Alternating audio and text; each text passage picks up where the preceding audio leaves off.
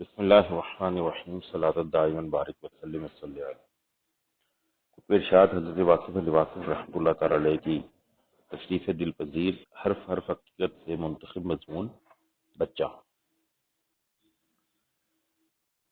میں دیکھتا کیا ہوں کہ ایک بچہ ہے، اکیلا، اداس، لیکن اس میں کسی قسم کی گھبراہٹ یا مایوسی نہیں۔ وہ بچوں کی طرح نہ بےتاب ہے، نہ بے چین، اور نہ ہی بے فکر۔ بڑی عجب بات تھی، لیکن وہ بچہ اتنا اکیلا بھی نہیں تھا۔ اس کے ارد گرد ہجوم تھا، اور یہ ہجوم بڑے انسانوں کا تھا۔ اس سارے ماحول میں وہ بچہ اکیلا تھا، کیونکہ اور کوئی بچہ نہ تھا۔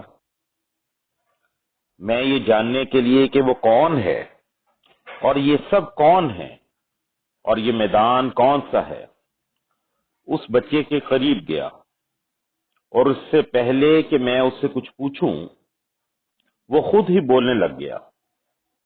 یہ مزید تعجب کی بات تھی۔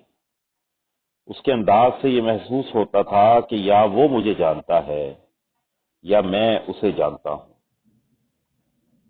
میں نے مزید تجسس کا اظہار کیا تو بچہ بولا، بے صبر ہونا اچھی بات بھی نہیں۔ زبان اور کان کے استعمال سے پہلے آنکھوں کا استعمال کرنا چاہیے۔ دیکھو یہ کیا ہو رہا ہے۔ یہ سب لوگ ایک ہجوم ہیں، اور سارے کے سارے تنہا ہیں۔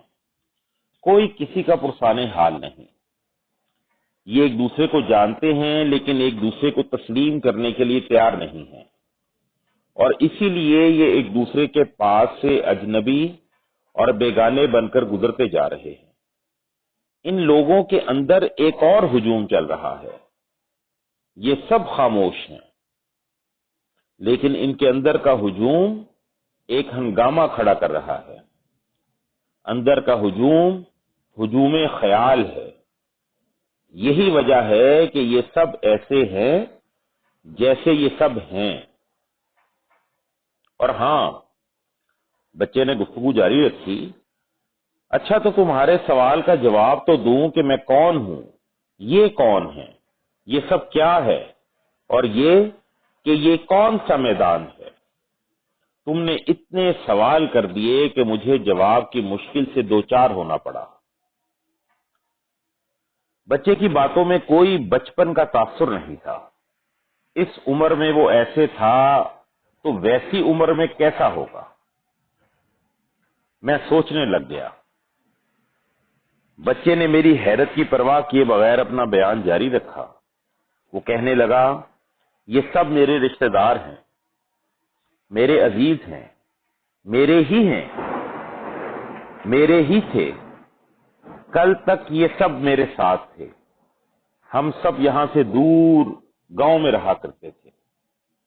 یہ لوگ آہستہ آہستہ ایک ایک کر کے مجھے چھوڑتے چلے گئے، اس وعدے کے ساتھ کہ وہ جلد واپس آئیں گے، لیکن وہ اس میدان میں آ کر سب کچھ بھول گئے، بلکہ ایک دوسرے کی پہچان تو کیا، خود اپنی پہچان اور شناخت بھول گئے۔ شاید واپسی کے وعدے اور واپسی کے راستے ہی بھول گئے۔ ان کے اس دیش میں اب اکیلا رہتا ہوں۔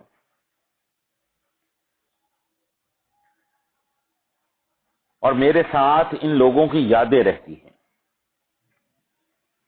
ان کی یادیں اب پرانے کھنڈرات میں چمگادڑے بن کر الٹی لٹکتی ہیں۔ وہ صرف رات کے اندھیروں میں نظر آتی ہیں۔ یہ لوگ بڑے بڑے کشادہ ماحول چھوڑ کر آئے ہیں، لیکن ان لوگوں نے مجھے کبھی یاد نہیں کیا۔ ان کے دل تنگ ہو گئے ہوں جیسے۔ میں مدت بسیار ان کا انتظار کرتا رہا۔ آخر تھک ہار کر ان کی تلاش میں یہاں آ نکلا۔ یہ میدان خود پرستی ہے۔ اسے آپ دولت اور شہرت کے حصول کی تمنا گاہ بھی کہہ سکتے ہیں۔ یہاں ان لوگوں نے اپنے قد بڑھا لیے ہیں، اپنے لہجے بدل لیے ہیں، اپنے دل تک سے دستبردار ہو چکے ہیں یہ لوگ. یہ مشینوں اور کمپیوٹروں پر کام کرتے کرتے خود بھی کمپیوٹر ہو گئے. یہ سب مجھے دیکھتے ہیں لیکن پہچانتے نہیں. یہ لوگ میری آواز اور پکار سنتے ہیں لیکن ان کو اپنے کانوں پر اعتبار نہیں. یہ سب کبھی کبھی مجھے یاد بھی کرتے ہیں لیکن مشینوں نے ان سے احساس چھین لیا ہے.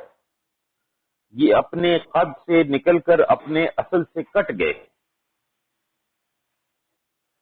بچہ اپنے بیان کے جادو میں مجھے لپیٹتا جا رہا تھا اور میں ایک بچے کے ہاتھوں بے بس ہونے کی ندامت کو چھپانے کی ناکام کوششوں میں مصروف تھا کہ بچہ مجھ سے مخاطب ہوا. تم ایسا کیوں سوچ رہے ہو کہ میں نے تمہیں سامنے بنا دیا؟ یہ اس لیے کہ تم ابھی اپنے قد سے باہر نہیں نکلے. تم ابھی تھوڑا تھوڑا زندہ ہو. میرے اور ان لوگوں کے درمیان صرف تم ہی ایک پل کا کام کر سکتے ہو. تم میری بات سنتے جاؤ کیونکہ اب اس کے سوا تمہارے پاس کوئی چارہ نہیں. ہاں تو یہ لوگ اپنی آبادیاں ویران کر کے آنے والے. یہاں کون سی آبادی میں مصروف ہے؟ یہ لوگ شاید مر چکے ہیں لیکن ان کے پاس اپنی موت کی خبر دینے کے لیے وقت بھی نہیں تھا. یہ بڑی اذیت اور گمنامی میں مرے ہوں گے لیکن نہیں، یہ مرے نہیں. یہ تو صرف اور صرف موت کے انتظار میں زندہ ہیں. ان کا زیادہ حصہ مر چکا ہے لیکن سانس زندہ ہے. ان کا احساس مر چکا ہے، ان کا دل مر چکا ہے، ان کی یادداشت مر چکی ہے. ان کا ماضی مر گیا، ان کا مستقبل بھی مر گیا. ان کا حال بدحال ہے، ان کی سماعت بہری ہو گئی ہے. ان کی آنکھوں کے آگے بینائی ہی کا پردہ آ گیا ہے. آوازوں کی کوہر میں ان کی گویائی گویا ڈوب گئی ہے. یہ سب لوگ کسی کے نہیں ہیں، یہ اپنے بھی نہیں ہیں. یہ محبت نہیں کر سکتے. یہ صرف مقابلہ کر سکتے ہیں اور آخری مقابلہ موت کا مقابلہ ہے. یہ لوگ ذرا غور سے دیکھو، یہ لوگ کیا کر رہے ہیں؟ یہ صرف وقت کھاتے جا رہے ہیں اور وقت پورا کر رہے ہیں اور پھر ان کا وقت ختم ہو جائے گا. لیکن نہیں، ان کو جلد موت نہیں آئے گی. ان کے پاس بڑے بڑے ہسپتال ہیں، بڑے انتظامات ہیں. یہ زندہ رہ سکتے ہیں. کئی کئی مہینے، کئی سال بستر پر زندہ رہتے ہیں. یہ ہزار قسم کی نالیاں لگا لیتے ہیں اور موت سے چھپ کر خاموش لیتے رہتے ہیں کہ کسی کو خبر تک نہ ہو. یہ بڑے لوگ بن گئے ہیں. وہ دیکھو، وہ آدمی جو ہماری طرف دیکھ رہا ہے، وہ پہچاننے کی کوشش کر رہا ہے کہ ہم لوگ کون ہیں. وہ اپنا ہی ہے، وہ بہت قریبی تھا. وہ قریب آنا چاہتا ہے لیکن اس کے پاس اتنا وقت نہیں کہ وہ قریب آ سکے. وہ پہلے سے طے شدہ پروگرام کا غلام ہو چکا ہے. اس کے پاس اپنی مرضی سے چلنے پھرنے تک کا اختیار نہیں. وہ ایک صاحب مرتبہ آدمی ہے. اس کے پاس اپنے لیے بھی وقت نہیں. بچہ فون کلام سے مجھے مکمل گرفتار کر چکا تھا. میں نے اس سے آزاد ہونا چاہا. میں نے چاہا کہ اس کی باتوں کو سنا انسنا کر کے بھاگ جاؤں. بچہ بولا، تم مجھ سے آزاد نہیں ہو سکتے، تم بھاگ نہیں سکتے، تم میرے حلقہ تاثیر میں ہو. یہ دیکھو تم خود کیا ہو.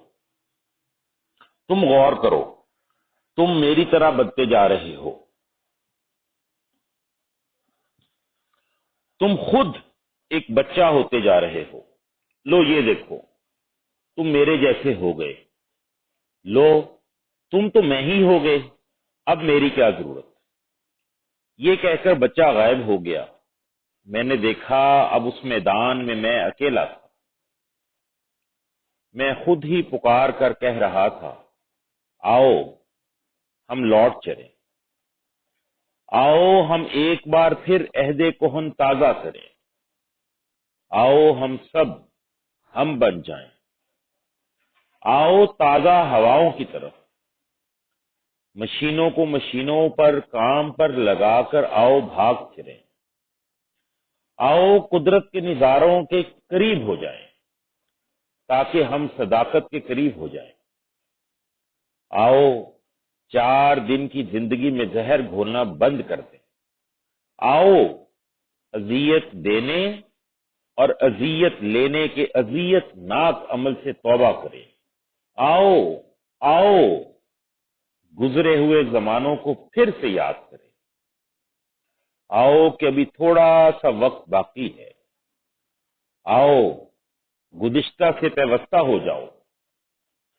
آؤ زندگی سے دکھ کم کریں، آؤ اپنی بجائے دوسروں کے لیے زندگی گزاریں، آؤ فریادی کی فریاد سنیں، آؤ چمگادڑوں کو آزاد کر دیں اور ویران زمانے آباد کر دیں، آؤ بجھے ہوئے چراغ روشن کر دیں، آؤ آؤ کہ معاف کر دیں ایک دوسرے کو، فتح کی سنت پوری ہو گئی، عام معافی کی سنت ادا کریں،